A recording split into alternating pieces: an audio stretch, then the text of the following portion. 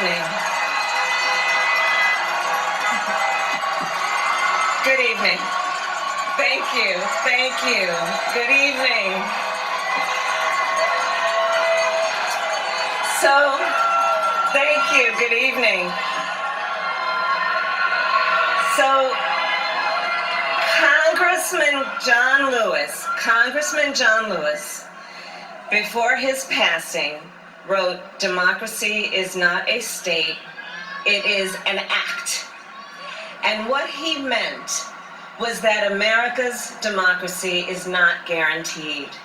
It is only as strong as our willingness to fight for it.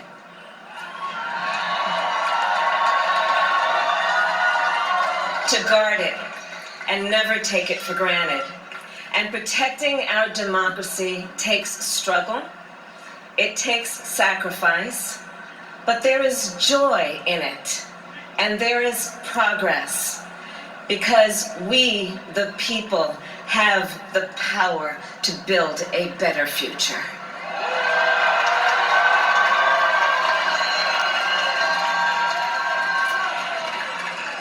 And when our very democracy was on the ballot in this election, with the very soul of America at stake, and the world watching, you ushered in a new day for America.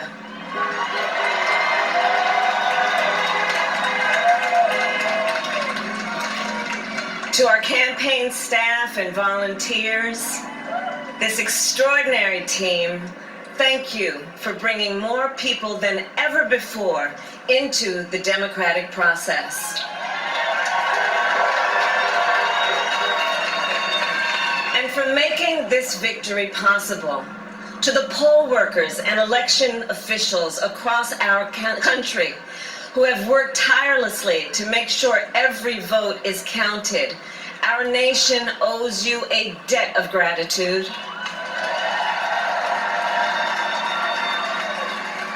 You have protected the integrity of our democracy. And to the American people who make up our beautiful country, thank you for turning out in record numbers to make your voices heard.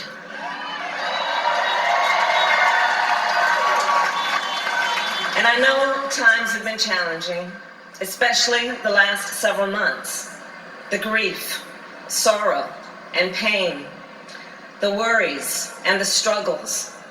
But we have also witnessed your courage, your resilience, and the generosity of your spirit. For 4 years, you marched and organized for equality and justice, for our lives and for our planet. And then you voted.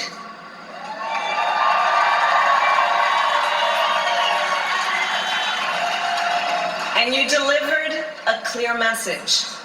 You chose hope and unity, decency, science, and yes, truth.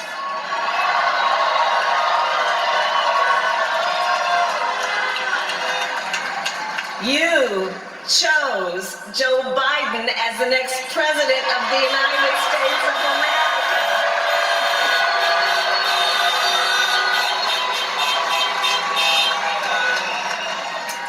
And Joe is a healer, a uniter, a tested and steady hand, a person whose own experience of loss gives him a sense of purpose that will help us as a nation reclaim our own sense of purpose.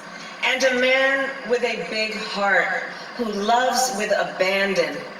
It's his love for Jill, who will be an incredible First Lady.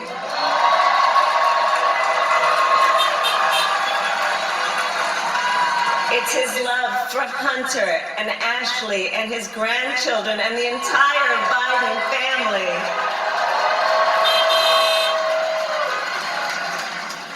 And while I first knew Joe as vice president, I really got to know him as the father who loved Bo, my dear friend who we remember here today. And to my husband, Doug,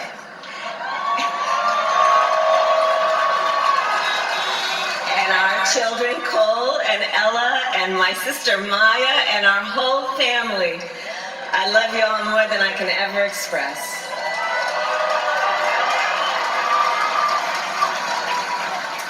We are so grateful to Joe and Jill for welcoming our family into theirs on this incredible journey. And to the woman most responsible for my presence here today, my mother, Shamala Gopalan Harris, who is always in our hearts. When she came here from India at the age of 19, she maybe didn't quite imagine this moment. But she believed so deeply in America where a moment like this is possible. And so I am thinking about her and about the generations of women, Black women,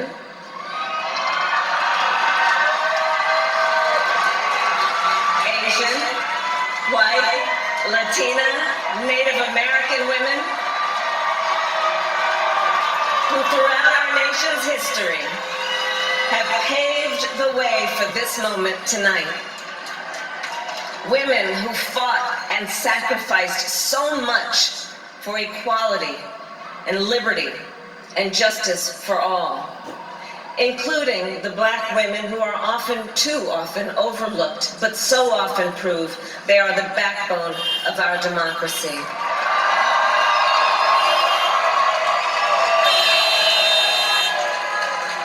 All the women who have worked to secure and protect the right to vote for over a century, 100 years ago with the 19th Amendment, 55 years ago with the Voting Rights Act, and now in 2020 with a new generation of women in our country who cast their ballots and continued the fight for their fundamental right to vote and be heard.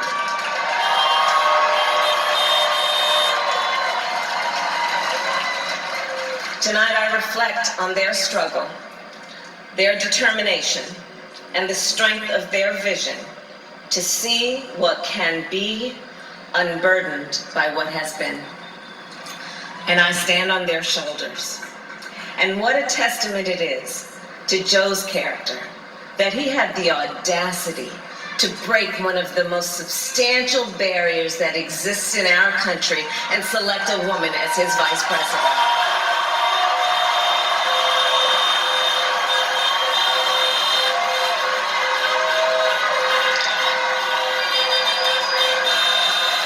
But while I may be the first woman in this office, I will not be the last.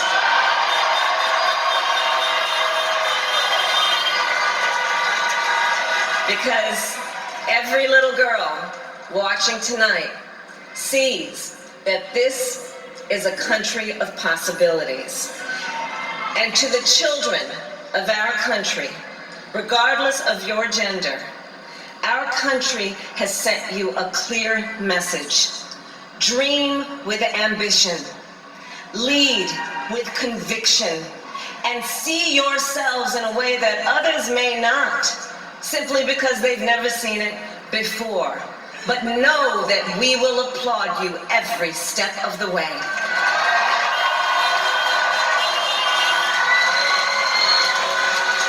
And to the American people, no matter who you voted for, I will strive to be a vice president, like Joe was to President Obama, loyal, honest, and prepared, waking up every day thinking of you and your family. Because now is when the real work begins, the hard work, the necessary work, the good work, the essential work to save lives and beat this epidemic, to rebuild our economy so it works for working people, to root out systemic racism in our justice system and society, to combat the climate crisis, to unite our country and heal the soul of our nation.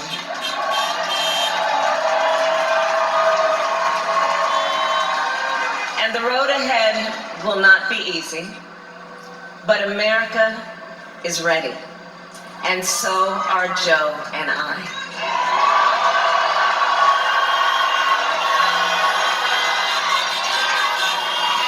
We have elected a president who represents the best in us, a leader the world will respect and our children will look up to, a commander-in-chief who will respect our troops and keep our country safe, and a president for all Americans.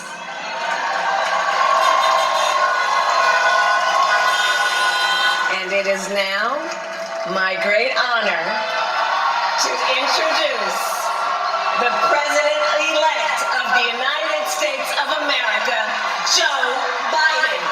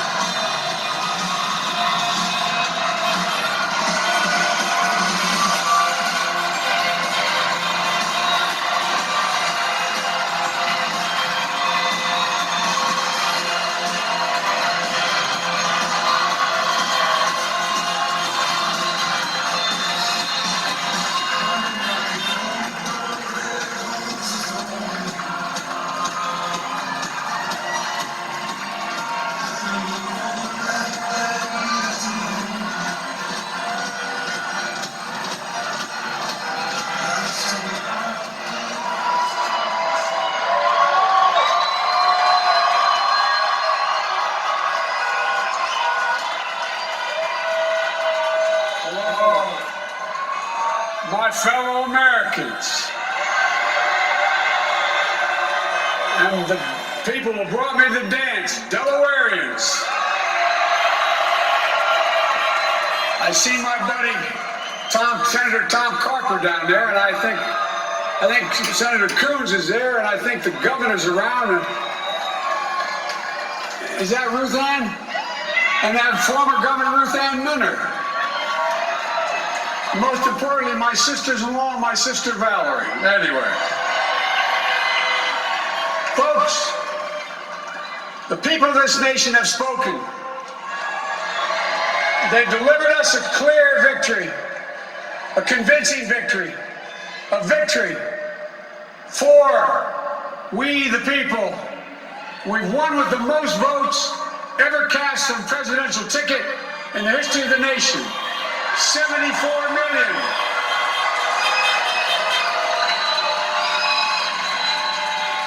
Well, I must admit, it surprised me.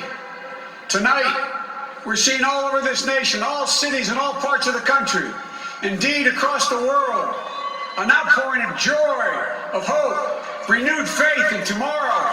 Bring a better day.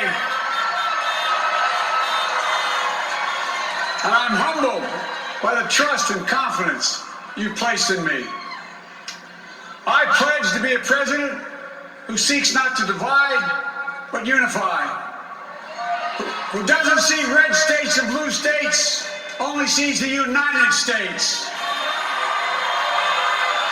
And work with all my heart, with the confidence of the whole people, to win the confidence of all of you.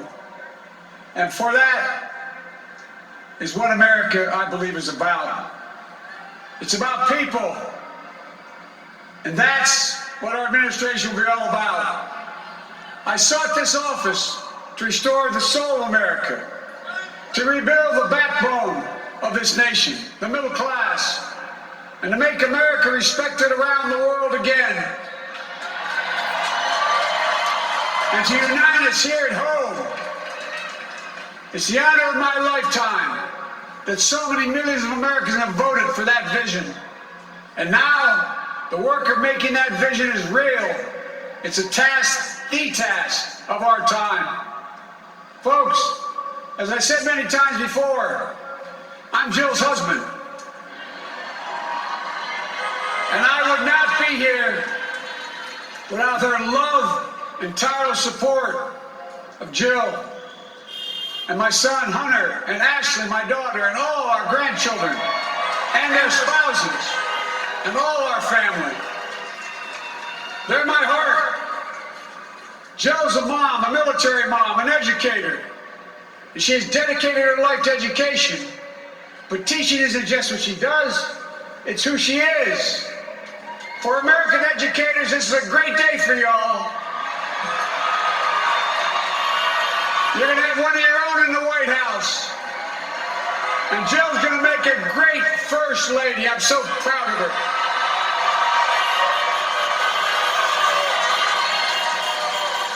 And I'll have the honor of serving with the fantastic Vice President you just heard from, Kamala Harris,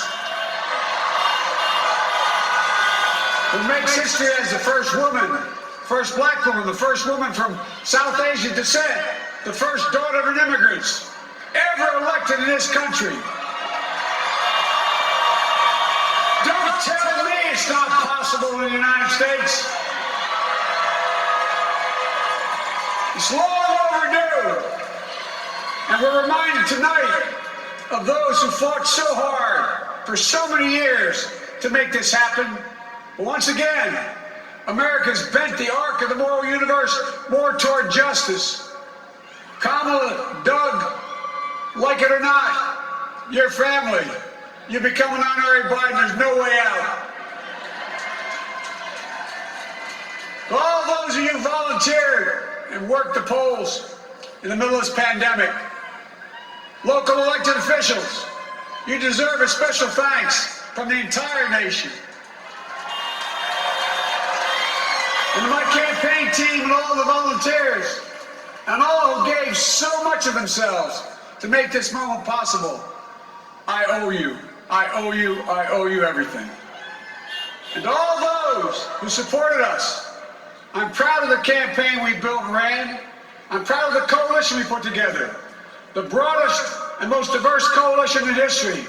Democrats, Republicans, Independents, progressives, moderates, conservatives, young, old, urban, suburban, rural, gay, straight, transgender, white, Latino, Asian, Native American. I mean it, especially those moments, and especially those moments when this campaign was at its lowest ebb. The African American community stood up again for me. You always have my back, and I'll have yours. I said at the outset, I wanted to represent this campaign to represent and look like America. We've done that. Now that's what I want the administration to look like and act like. For all those of you who voted for President Trump, I understand the disappointment tonight. I've lost a couple times myself. But now, let's give each other a chance. It's time to put away the harsh rhetoric, lower the temperature, see each other again, listen to each other again. And to make progress, we have to stop treating our opponents as our enemies. They are not our enemies. They are Americans. They are Americans. The Bible tells us to everything there is a season, a time to build, a time to reap, and a time to sow, and a time to heal. This is the time to heal in America.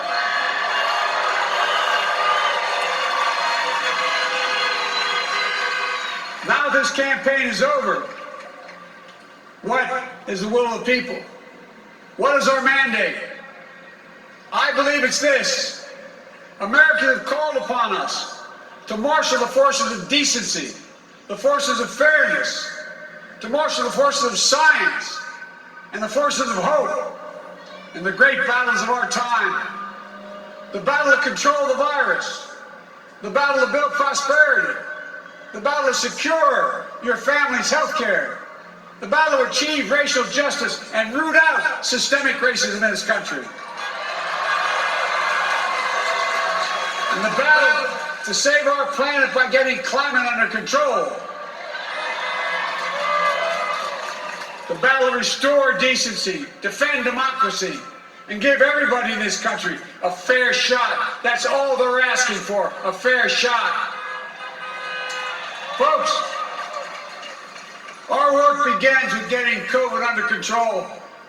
We cannot repair the economy, restore our vitality, or relish life's most precious moments, hugging our grandchildren, our children, our birthdays, weddings, graduations, all the moments that matter most to us until we get it under control.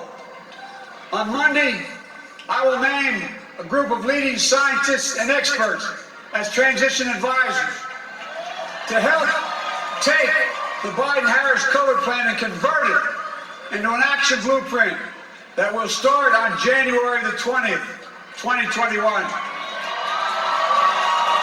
That plan will be built on bedrock science. It will be constructed out of compassion, empathy, and concern. I will spare no effort, none, or any commitment to turn around this pandemic. Folks, I'm a proud Democrat, but I will govern as an American president. I'll work as hard for those who didn't vote for me as those who did. Let this grim era of demonization in America begin to end here and now.